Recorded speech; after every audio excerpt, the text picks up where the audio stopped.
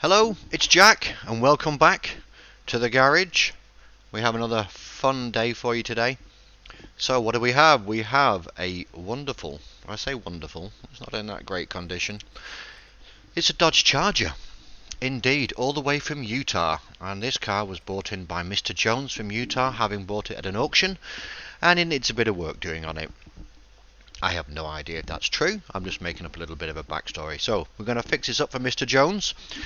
I'm not sure what model this is, or at least what year it is. I know it's a Dodge Charger. I know it was similar to the one used in the Dukes of Hazzard, I believe. So it's probably, I don't know, a 69, a 1970 model. I'm not that, up on my American muscle cars. But anyway, it's not a bad little looking car, apart from some of the rust. Does need a bit of work. The job list is engine power has failed, and that just needs a new fuel filter. That's easy enough. However, we have a list of items that doesn't seem too bad at first glance, but when you look closely, you can see that we are actually going to be starting to work on the engine at last. No brakes, no suspension issues, we're just going to be looking at the engine, which is a good thing because it's more exciting, I guess, a bit more involved. Excuse me. What's not so good is that we're going to have to get into the engine, and we don't have an engine hoist, the engine crane that grabs the engine, lifts it out of the car. So at this point in the game, with the experience that I have right now, there is not an engine hoist to be found in the garage. There is, however, oh look, an engine stand, which is not good for anything right now because I can't get the engine out of said vehicle to put on said stand. Okay, so everything we do on this vehicle has to be done in situ, as in on the lifter.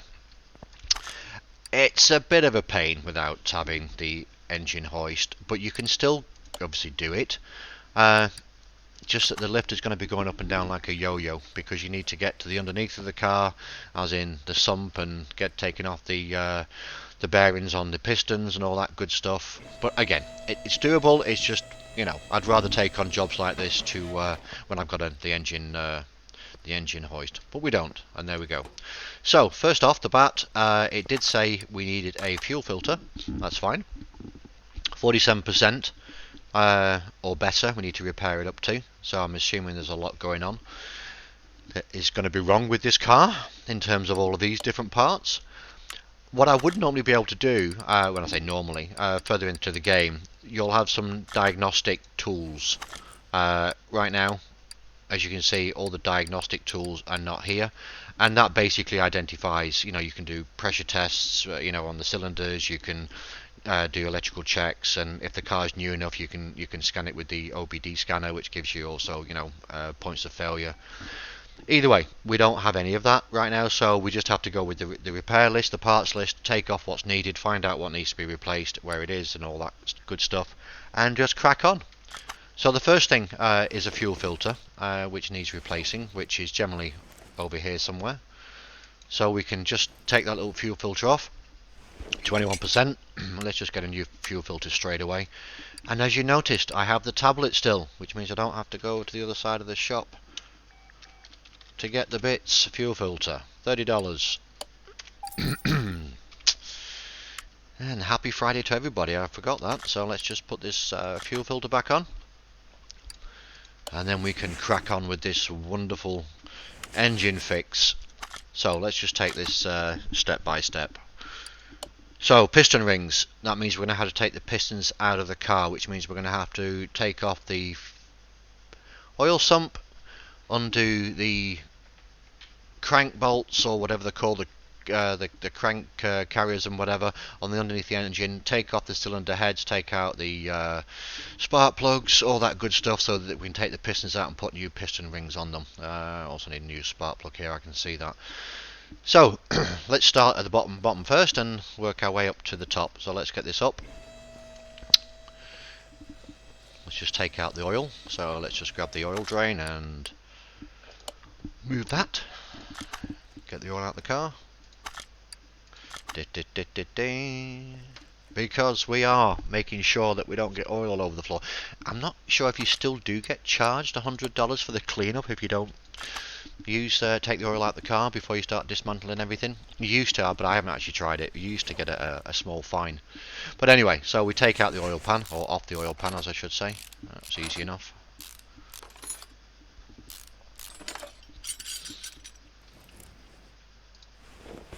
Here you can see the crank and all of its pistons and everything else. I'm just going to do a quick analysis to find out which ones are the dodgy ones. There's one straight away. And of course you can only examine these with a pressure tester. So they're the two I can see, this one and this one, 26% and a 15%. And let me just check to see how many pistons we actually need to replace, because it might just be those two. Piston rings, piston with conrod, piston rings, piston. So it is just the two pistons that need replacing. Well, that's simple enough. So then we can just take off this little. Oh, I'm still in examine mode. Goodness me, what's going on? Let's just take that off. Give me a second. That should come off. And in true style, now I have forgotten, of course, which one I did. It's actually this one back here. So that's that one there. Okay, so let's just take that one off as well. So if we don't remove anything else, at least know that those two are the only two pistons that need to come out. Okay, so they're actually ready for coming out. But of course, they're not going to come out this way. They need to come out the other way, as in from the top.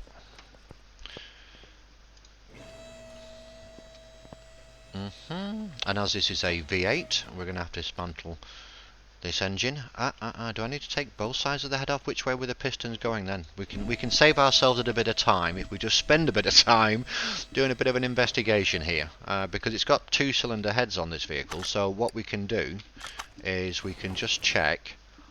Let me just check to see which ones actually need to come out. It's this one, so that's on that side, so that's that cylinder head, okay, and this one of course is on the other side, which is the other cylinder head, which means that both cylinder heads are going to have to come off.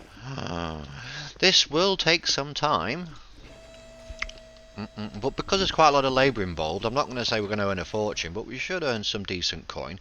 Mind you, we've said that before, haven't we? And we didn't earn a great deal at all. Anyway, let's just crack on, take all the good bits off. We're just dismantling the air filter right now. Here's the carburettor. Let's get that off. Looks a bit knackered, to be fair. Take off these ignition wires. Intake manifold, that's got to come off as well. Pretty much all the top engine's got to, all the top of the engine's got to come off. Very, very good it is. It'll be nice. Mr. Jones will be very happy when he gets this car back on the road. It'll be purring like a kitten. Now, with the V8 engines, not all of them, but specifically the older ones, I think this is the, just let me just double check, this is the overhead valve mag, okay, it develops 275 brake horsepower. That's pretty powerful. Anyway, what I was saying was, with these engines, they are time consuming because it's the old pushrod engine, which means that you've got to basically take off all of the push rods out individually. One good thing about this particular engine is that it doesn't have individual rocker covers, because on some of the V8s you've actually got individual rocker covers, rockers that you've got to take off for each one of these. So you've got 8 rockers, which is times 2 is 16. So this is a little easier because it's just one bar of rockers, so you can just take them off pretty quickly. Here we're taking out all the push rods. I've got to do exactly the same on the other side as well, because this cylinder head has got to be lifted off so that we can get to the pistons that are broken. The manifold's going to have to come off as well. Again, like I said, this is quite a simple job with it, where it's in situ in the car. It just makes it a little bit easier if you can take the engine out. This job, to be fair, I don't know if it warrants taking the whole engine out. You just have to disconnect the exhaust and the gearbox and all that good stuff, and then take it out. It's just that you can turn the engine around when you're on the engine stand. So over here, let me just show you real quick. So on the engine stand here, you can turn the engine around so you can get to it better, so you don't have to keep lifting the car up and down on the actual on the lifter itself.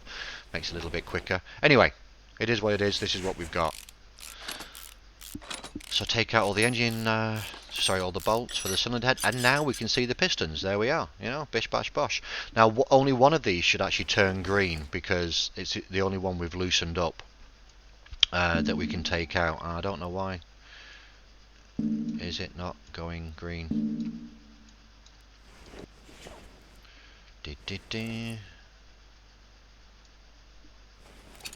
we go, that was the one. Okay, that's the one that's going to be put back in. So now we start on this side. Exhaust manifold comes off. Exactly the same procedure as the other one. I mean, you can't really go far wrong. Pretty simple engines.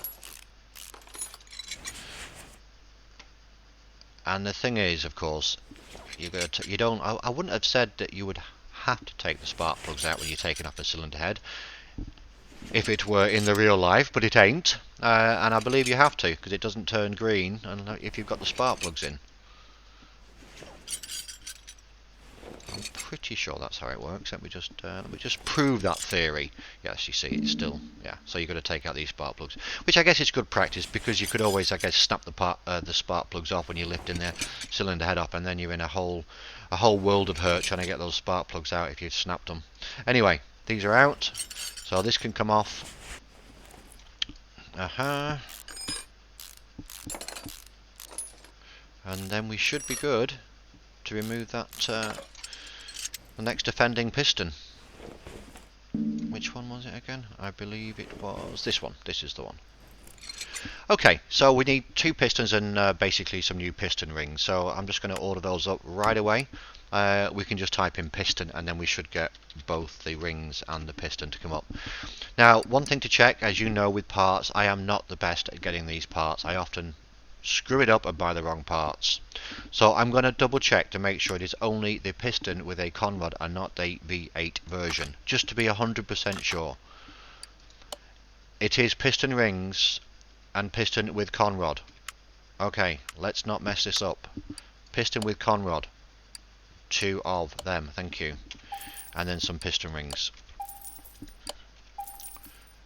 Okay, so when we're putting those back in, so we go back to fitting. You'll see that this is a 2-part, a bit like the suspension and other stuff I've shown you. This is 2 parts, so you're going to pick the piston here, and you're going to pick the piston rings. Now, you could argue, oh, you know what? These piston rings, right, down here, are actually 60 and 49, right? So they're actually good, because the customer, Mr. Gerrans,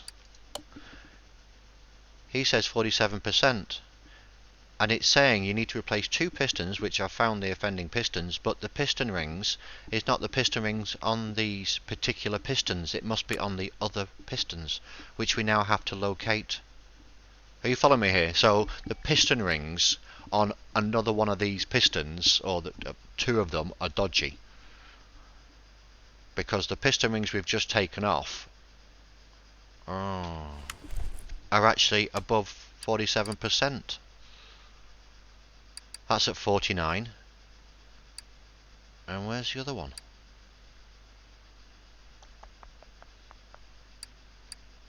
There you go, 60. So they're good, which means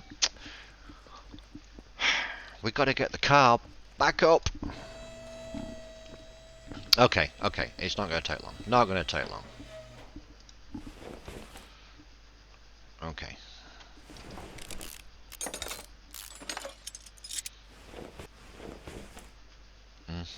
That's one of them. So I'm assuming that we're gonna have to, yeah, we've got all the bits we need, because it did only say 2 pistons and a set of 2 piston rings, or a set of 2, as I should say. We just have a quick look. Okay, that's the crankshaft bearing. We don't need to take the crankshaft bearing off because we're not taking the crank out. If we were taking the crank out, yeah, that's pretty much everything. It's the last thing that comes off the car before the engine block, so it's like everything. All the fans and the belts and everything else needs to come off if we're taking the crank out. But luckily for this job, we're not doing that. So that's good. That's good. Good. Okay, let's see if we can't get this out.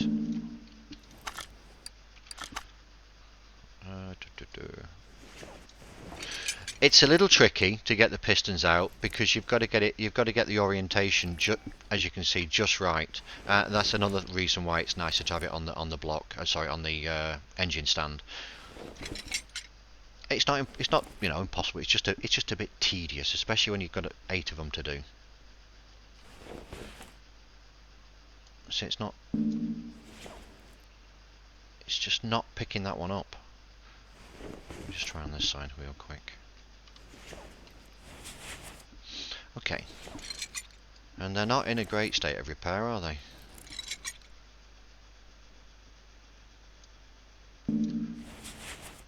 Did he? You know what I'm thinking? You know, I know what you're thinking. You're thinking he didn't take off he didn't take them all off, did he? That's why they're not coming out. And you wouldn't be wrong, because it's Friday. There's me, bitching about it, they wouldn't come out. If you did the job properly the first time around, Jack, you wouldn't have to go under the car again, would you? Nope. If I had a boss in this garage, he would either have sacked me by now or given me a good kicking. I'm not quite sure which one. Probably both. Right, okay. Okie dokie. Okay, let's just do a quick check here. That's a bad one. Okay, so that's one set that's dodgy, and where's the other set? Oh, I'm sure we'll find it when we put these back in. Okay, so let's get them back in. So the first one in, and as I was saying before I was rudely interrupted when I realised my mistake. Here we go, it's 1% and 22%. Okay, well we're going to put this 491 back in first. So as you can see, I'm picking, if I had lots of piston rings, let's say I had a lot of it in stock, I don't want to pick in all my good, my 100% piston rings to put back in. I want to put the old ones back in because, I paid money for the new ones, if you like, but I only have the piston rings I've taken off this vehicle, so it doesn't make that much difference. But it's just, some food for thought when you've got a lot of inventory items. Make sure you put in the right stuff back on the car. So yeah, we'll just have this one, and then I don't really care which one goes on, to be fair. Let's just get it in. See, it's pretty straightforward, isn't it? It would be great if it was that straightforward in real life. Take them all these pistons out. Okay, around to this side. I'm doing it a little slow because I just want to be 100% sure that I'm not putting the knackered piston rings back in. I think we're good. Yes, that's the 59. Okay. But what I'm going to just double check, because you know how this game can sometimes throw you a curveball, as they say. I'm just going to double check to make sure I've got little ticks on all of the pistons and that I didn't miss anything. There's a valve push rod here as well. There's actually 3 valve push rods that are obviously dodgy as well. So, and also a spark plug. So we're just going to get some valve push rods. Now it's important here, this is the V8 overhead valve F. So when we go to look it up, and you just can type in rod, I believe there's not that many. So it's going to be this one, valve push rod V8 OH overhead valve F, and I think we need 3 of those. So that's good. Okay, then we're going to put the cylinder heads back on, 55%. That's great. Bolt this down, get it torqued up. We don't actually have a torque wrench in this game. I don't think we need that, we'll just overcomplicate things. Stick the manifold back on. We also need to get a new spark plug, but I can get that on the other side, I guess. It's not a problem. Not a problem. Okay. Yes, 100%, that's one of the new ones. That's one of the new ones. So that's 3 new ones on here. I mean, to be fair, if you were doing this in real life, you'd replace all these push rods. I mean, they're not that expensive, are they? You wouldn't just... replace a couple, I guess. You do them all. It's like when you change your brakes, you don't just change the brakes on one side, do you? Generally you do both. But I'm not a mechanic, so maybe I'm talking out of my derriere. Okay, that's also good. And then head cover back on.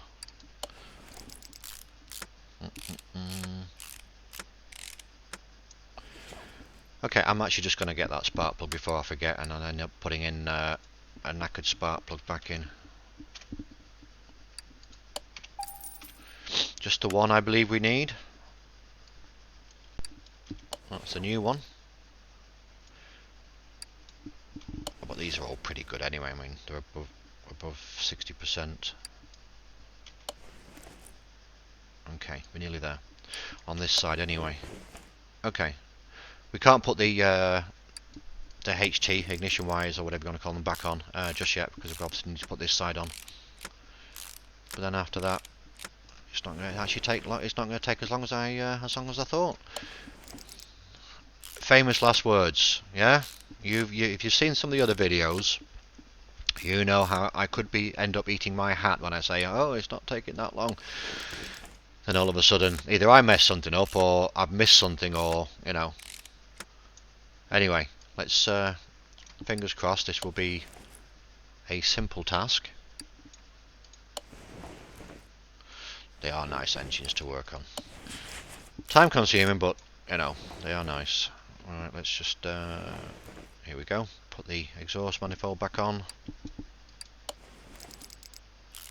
We never had cars like this in the UK in the 60s and 70s. I mean, these are real beasts, aren't they? Absolutely. Huge V8 engines. Okay, I'm just cautious I'm not putting the bent or the broken push rod back in. I'm putting the ones we took out, and we got 3 new ones on the other side, so all of these on this side, they're all above, well, the ones I'm putting back in anyway, they're all above 47% just. I mean, you could argue that one should really be replaced. It's going to be below 47% soon, I'm sure. But that's not my problem, Mr. Jones. That's what you requested. That's what you're getting, Mr. Jones from Utah. I'm saying Utah because the plates on the car say Utah. I checked them earlier. So just a bit of a backstory. Bit of fun. Okay, then the plug's in. Bear in mind we're also going to have to put new oil into the car because we've drained the last lot. It didn't say it needed a new oil filter, I don't think. I don't believe it did. Which would make sense to put one in, wouldn't it? But again, it's my money. Let's just double check real quick that we've got everything ticked off.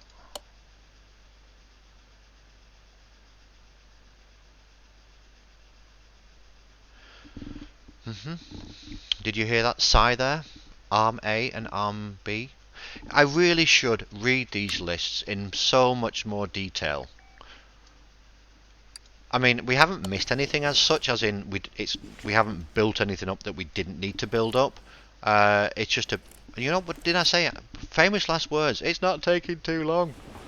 And then what? Yeah, the arms are actually holding. This is the arm here. They're holding the alternator on, and I believe also the power steering. So we've got a little bit of work to do on the front end. What I'm going to do, first of all, I'm going to take off the radiator because it just gives you a bit more room to work. I know we're not physically in the car, but it gets in the way when you're trying to get to this front bit here. So it's this arm here, arm A, and there's another arm, I believe, somewhere underneath here. So basically, we just need to relax the what do you call them? The belts. Sorry, yes, the belts. Forgot what they were called then. Take off this alternator. Arm A. Oops. Arm A.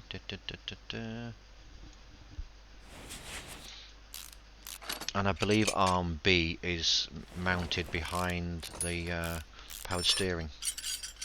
It is, yeah. Okay, that was easy enough. And then we just need to make sure we get the right arms There's quite a lot of arms, to be fair, but I believe these are pretty straightforward to pick up because the yellow colour, which is helpful. Trust me. I mean, there's quite a few arms to go through, so that's pretty easy. Okay, and then we just need to shove these back on the car, bolt them in place, and put everything back. Then we should be good. Oh yeah, okay, it was 11%. Now imagine it when you get the car right from the customer, and nothing is listed of what actually needs to be fixed. All they're saying is, you know, something's dodgy on it, but not quite sure what, and you have to go through and find something that, you know, that's hidden away. As you saw with the piston rings, you're only going to find out those piston rings. Of course, they're listed in this particular instance, but if they're not listed, the only way you're going to find that is by doing a compression test, which means you need the tool to do that, to do it properly. And often when you don't have that in the beginning, you have to literally dismantle the entire engine to find the problem. I mean, I've read so many things on Steam and on YouTube where, you know, players have just said, I have no idea, you know, something's rattling in the engine bay, and I have taken the entire engine to pieces, where they've just missed 1% off one of the parts that needs to be replaced. Yeah, I've been there, and it can be extremely frustrating. But also, I think frustrating, but it's also, you know, it's part of the game. It's not supposed to be a walk in the park, is it? Okay, now by my reckoning, we should be good to go. Have you just seen what I've just seen down the bottom? I'm trying not to look.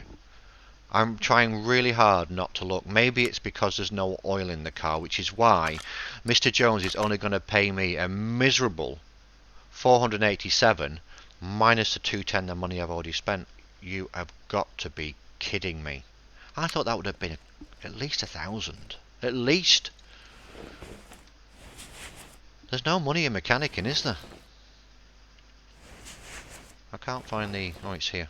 I'm looking for the oil cap. Alright, I'm going to put oil in... Oh, no oil. Okay, okay. Alright. Oh, shit. You know what? Excuse my language. I've just realised. You see, I'm talking away, keeping everybody entertained, including myself. And I haven't even finished the job, have I? Got to put everything back. No wonder it's such a... They're only going to pay me less than 500. I mean, come on. Job's only half done. What's going on?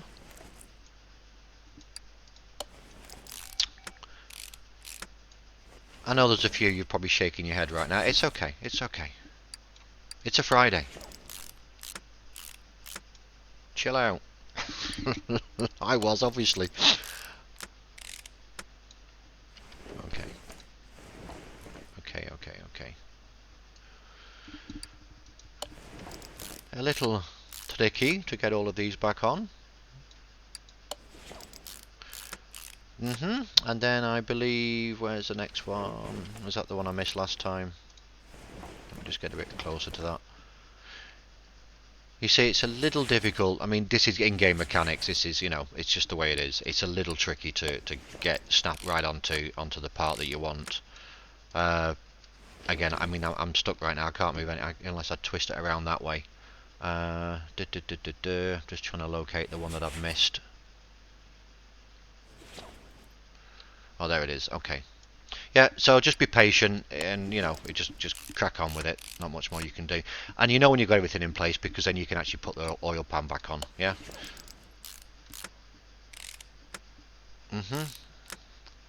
Again, if I was better at repairing, I would have repaired maybe some of the parts, but only the ones that I was pretty much guaranteed to repair. But you know my luck on this repair bench, I'm not touching a thing. You give Jack a hammer and he's guaranteed to smash it to bits and then have to buy a new part. Okay, can I put the oil in now, please? Yes, indeed. Remember the rule, when it goes down, count to 7 and you should be good. So, are you ready? 1, 2, 3, 4, 5, 6, 7. Stop. Let's get out of there. Just double check. I mean, once you're confident with doing that oil thing, then yeah, it's no big deal anyway if it's a little bit below. You say just below max. So 7 seems to be the golden rule, or the golden number, as they say. Let's check now, shall we? Yep. Okay. Great. Okay, Mr. Jones, we're done. Let's have a just put the hood down, move it to the front of the garage, because I'm going to be nice and pretend that you're going to come and pick it up. Here we go. Actually, what does it sound like? Let's have just a quick shufty on what it actually sounds like. Okay, let's start the car.